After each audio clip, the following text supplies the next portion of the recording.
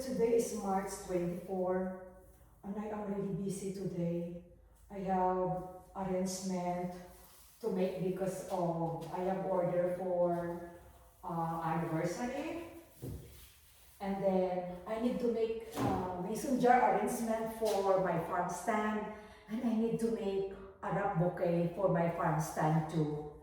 So this one, I cut this only today, and I need to strip the leaf, put it in a bucket. So this is a snapdragon.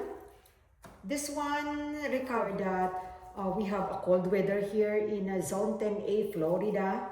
So it's very rare that we get cold weather here in this area. So I cut it really low, and right now they are starting to bloom. Because last time when there is a cold weather happened, I think that's third week of January, this snapdragon is already have in a bad stage, and it's because I did not cover it good. They are all damaged. So what I did is I cut it really low so it can encourage a new growth. So right now, I am harvesting already a lot of snapdragon. So my status did not really damage because that time when there is a cold weather happened, they're not yet in a bad stage. So right now, I am starting cutting them too. So those are status. This is really very good for drying flowers, and I use this as a filler in my mixed bouquet. They last longer in a vase because you can feel it, it's peppery. So they don't easily wilted. And you can see at my background, a lot of flowers there. Some of them are sunflower and some of them are statice. Those for my wreath making arrangement in the fall. So not only that I am selling a fresh flower, I also sell dried flowers.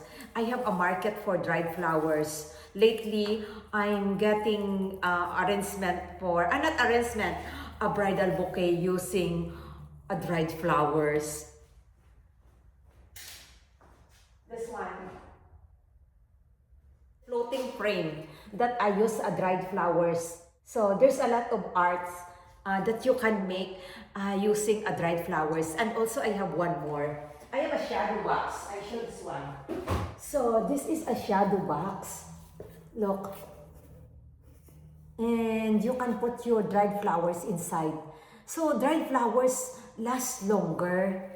Not like with the fresh flower that you can enjoy only in 7 to 10 days. But the dried flowers, you can enjoy it until 6 months, sometimes 1 year if they don't expose in a direct sunlight. Take off all the leaves and put it in a water so that they can hydrate overnight. I have an order also for tomorrow for a restaurant. So weekly, she get flowers from me to put on their table. So I need to prepare this to hydrate so that tomorrow I need to wrap it only and give it to her. I need to run all of the water system so that I can water all my plants because it's really dry. So by the way, if you are new here in my channel, my name is Maricon and I'm doing my cut flower farming here in Zone 10A, Florida. So this is my second year of my flower farming here in Florida. Before I do my flower farming in North Carolina for almost 2.5 years, I think like that. And then here, I started selling flowers only last year. And this is my second season selling flowers. I did not really check my farm stand right now. If I sold all my wrap bouquet there. I have my ranunculus too. I harvested this week, but some of them are short. This one. And I am really thinking I do not want to grow this next year. This is an expensive crop. The corms is very expensive and they don't give me a lot of yield. And I could not make a money for this one. Even it's really pretty, I do not want to grow it. So I really trying to figure everything, what I can grow best here in our zone because it's really hot here. So my flower farming start on September. I started sowing my seeds on September and then plant it on the ground like third week of October. But some of them I direct sow, some of them I buy plug from Farmer Bay. Only the Clishanthus is the one that I did not start from seeds. But all of the flowers that you see is I started it on seeds. I almost done. I am separating only the color. I have 3 color of this status. This one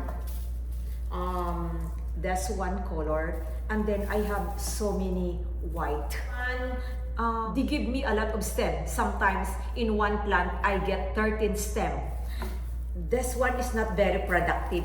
This one too not very productive, but the white one is very productive.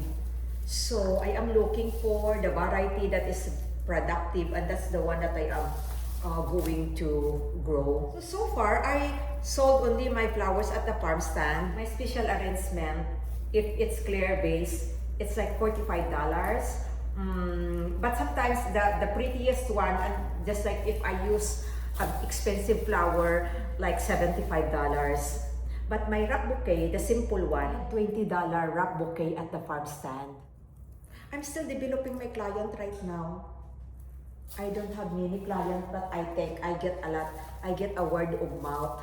And then I do my marketing once a week in our local Facebook group. That's where I market my locally grown fresh cut flower. And of course, I posted almost every day a photos so that they are updated. If I have flowers to sell, I need to post it on our Facebook page, the Down to Earth Flower Farm. The name of this really is a Campanula Champion, but of course there's a lot of name of it. Yeah, that's the best. I love that. The sunflower of my husband is almost gone. I harvest it all. He grow the best sunflower. Look, I cut my sunflower in this stage. I don't cut my sunflower fully open because it shorten the base life. But if I cut it in this stage and they continue to open in their base, and then I can put this in a cooler for 5 days, and then I make my arrangement. They are still fresh as long as I have a cooler. Yo, this is only my sunflower. Okay, that's it for now. See you again next time. Bye.